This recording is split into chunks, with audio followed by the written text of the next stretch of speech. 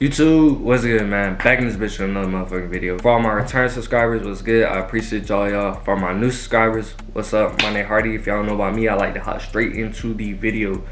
So in today's video, man, I really want to just come on here and give game. I'm not gonna lie, I'm not gonna be posting that consistently just because I'm working on a larger video that takes more time, more effort. So this right here was just me coming in, checking in with y'all, giving y'all game, and then dip it. You feel me? But in today's video, I'm gonna teach y'all how to run a clothing brand in 30 days or less. I need you to believe in yourself. None of this shit works if you don't believe in yourself. Starting a clothing brand is not the hard part whatsoever. It's not. I could start 10 clothing brands. You know, the hard part is actually making the clothing brand successful. And in this video, I'm gonna teach y'all how to have a successful start to making a clothing brand. I've had a clothing brand for about 2 years now, maybe a year and some change, but I know what it takes to start a clothing brand, and I know what it takes to start a clothing brand fast. Now with this, I really recommend that you take your time, but if you're kind of impulsive guy like me, you want to just hop straight into it and then work out the kinks later. Number one, you got a good mindset, but then number two, this video is for you. But y'all ain't come on this bitch just to hear me talk, so let's get into it. So I've broken it down into 5 parts: the concept of your brand, the creation of your brand, the planning phase of your brand, the marketing phase of your brand, and then the drop phase of your brand. Each one gets more difficult in the last just because of how much more you got to put yourself out there. And the later down you go in each phase, the more money you're gonna have to spend in each phase. But it's an investment, obviously.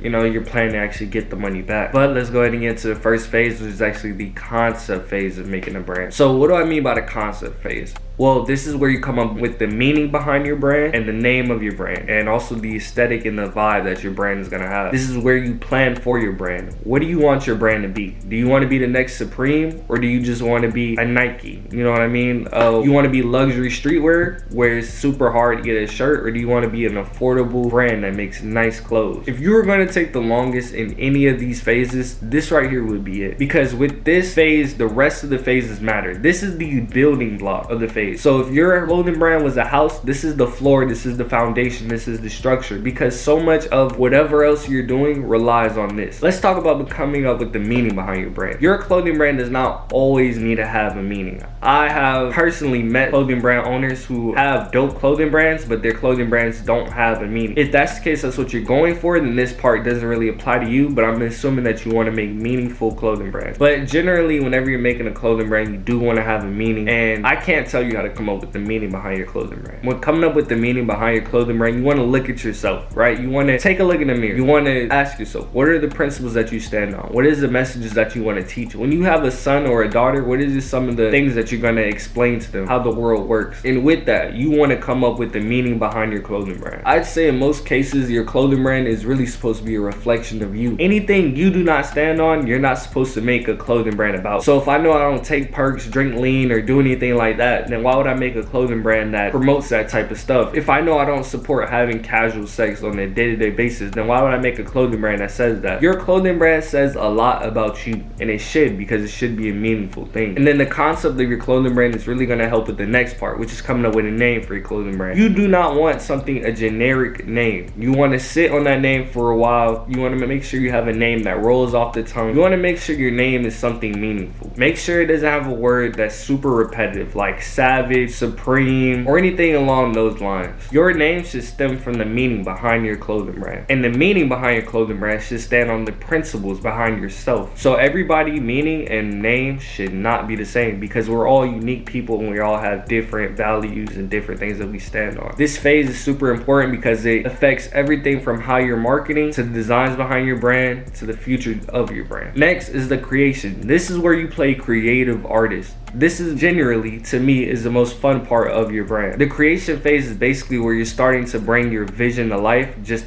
you know, a little bit, one piece at a time. It's like building a house. You go one brick at a time. You don't just drop a whole bunch of bricks and damn, that's the house. No, build brick by brick. And these right here are some very important bricks to put into your house. It's 3 essential things that you need to do in this phase of your brand. Number 1 is hire designers to actually make the clothes that you're going to be selling. Number 2 is get a website made. And number 3 is just get a logo. We're gonna talk about the first one, getting designs made for your brand. Unless you've been graphic designing for years or are very experienced in graphic design, you do not want to make the designs for your brand, at least not for the first few drops. Trust me, I say this from personal experience. You're probably not as good as a designer as you think you are. The reason for this is graphic designers know how to make graphic designs that not only look good but then sell too. You know, they know how to make realistic designs that have wearability. So in most cases, you do not want to make the design for your brand, at least not for the first drop. And then with me going off of that, you want to make sure that you at least have 2 designs, just because it looks a little bit more professional, and if one person doesn't like one tee, they can grab another. This is very important. You don't want to just make one design that you came up with yourself and then mass print it, and now you have a bunch of shirts that's not selling. I'm saying this from personal experience. I'm going to put 2 shirts on the screen, one that I had made by a designer and then one that I made by myself. Those 2 shirts were the first shirts that I released for my first clothing drop, and as you can see, I'm guessing you already know which one sold better. But imagine I just invested into one shirt and then I end up getting 25 of them made, and all 25 of them just started sitting. You want to make sure that you at least get 2 designs, and then at least if you're going to design one of your shirts, at least make sure that you have a professional designer to design another shirt. Now you may be asking yourself, where can I actually find these designers that you're talking about? Well, some of the places I've found designers at is Instagram, Twitter, or Fiverr. I really recommend Fiverr for your first time because it's easy. They have starting rates that are very clear and visible, so it's not like they're going to charge you, you know, $200 or something in design. And the first few designs that I've actually released were made by artists on Fiverr. And not only that, you have buyer back guarantee, so it's not like you're going to get scammed. The second place is Instagram. Again, Instagram, it's a lot more options to choose from, but you got to do a whole lot of research. What I've done is I made an Instagram account and I followed all graphic designers. So if you're struggling to find a designer, go to that Instagram account, just go through following, and you scroll down and you can just do your research like that. It's a whole bunch of graphic designers. I'm following like 70 of them, so you're bound to like one graphic designer. Make sure you budget and plan and choose a designer that actually fits into your budget, because some designers do charge $200 a design, some designers charge $25 a design, and some designers charge $300 a design. You know, the prices really do vary. But moving on to the next one, getting a website made. This is very important. Like, look me in my eyes, bro. This is very important. Do not make your own website. There is a lot that goes into making a website. Unless you are a trained professional in making a website, usually you don't want to make your website. If you have to and you really do not have the budget to hire a person to make your own website, then go through a YouTube tutorial and then go step by step Shopify, how to build your own website, you know, things like that. But generally you do not want to build your website because your website is so important to converting people into sales. You want to make sure that you have a professional looking website, and also again, you want to make sure that you actually have a website. I've seen people do the whole DM to buy type of thing, and while you might get some sales like that, it's much better if you actually just invest into a person to make your website. Getting a website is like hiring a designer. Sometimes they charge 25, sometimes they charge 500. All depends on what you want and the experience of the person that's doing the website. But generally, I'd say you could find a good person to make your website for $10 to $30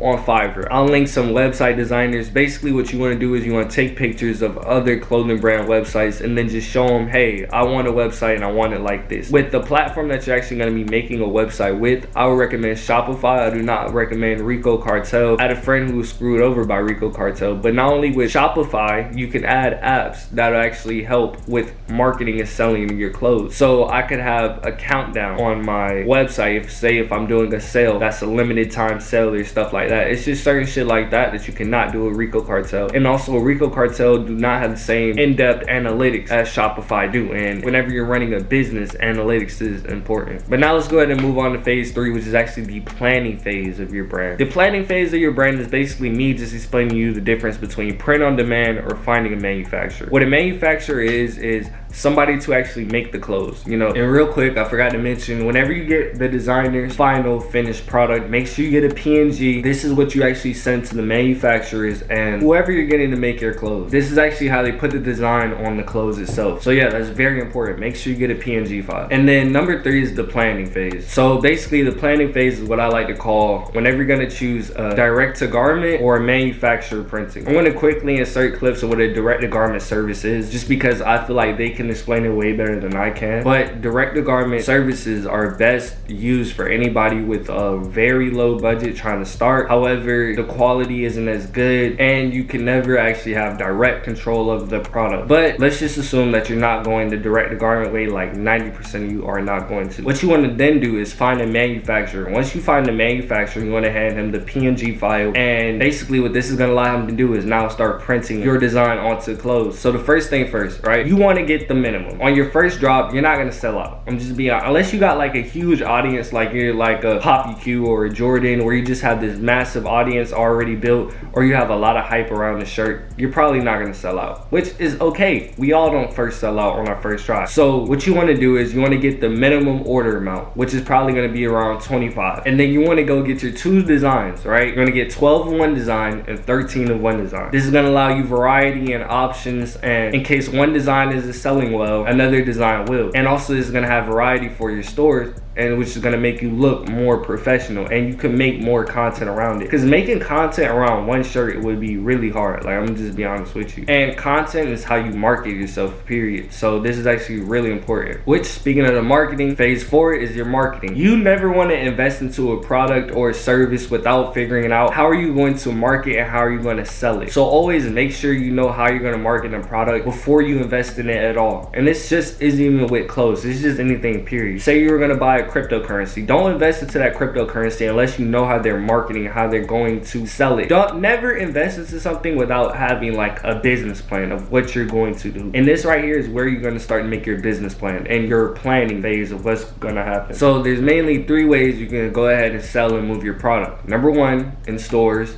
Number 2, online. And then number 3, in person, right? So the main ones I'm going to speak about is online, because that's what I have the most experience with.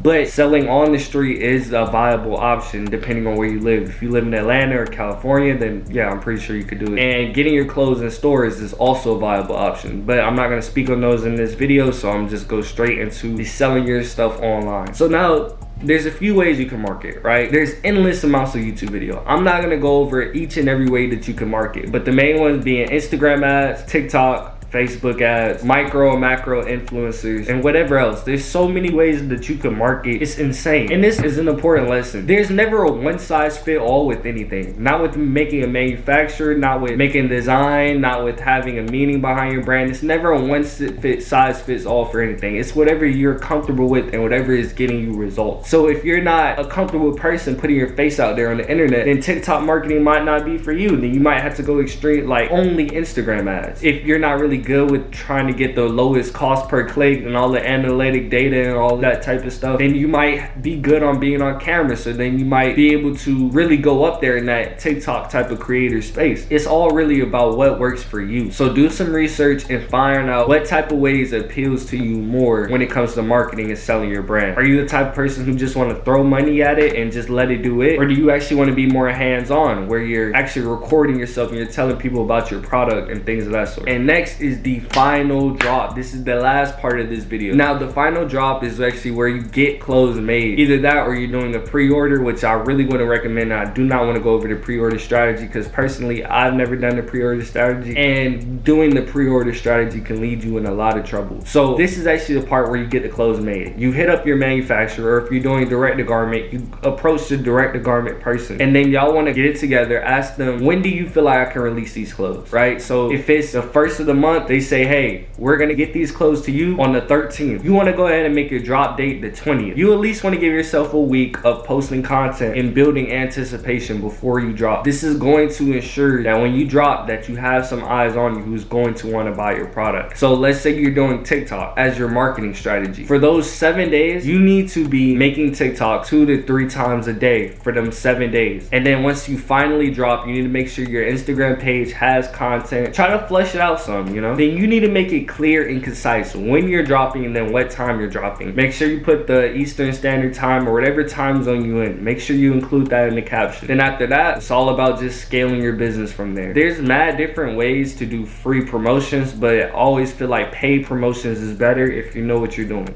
And then after that, it's just scaling up your business from there with choosing the marketing strategy that you want and figuring out how you can expand and scale your business. I appreciate all y'all for watching the video, but really that's all you need to know. Like I said, I'm not going to be posting very much because I am working on a huge video and it does involve this. But I appreciate all y'all boys for watching. Leave a like, leave a comment, drop a race car emoji if you made it this far in the video. I'm out this bitch. Gang.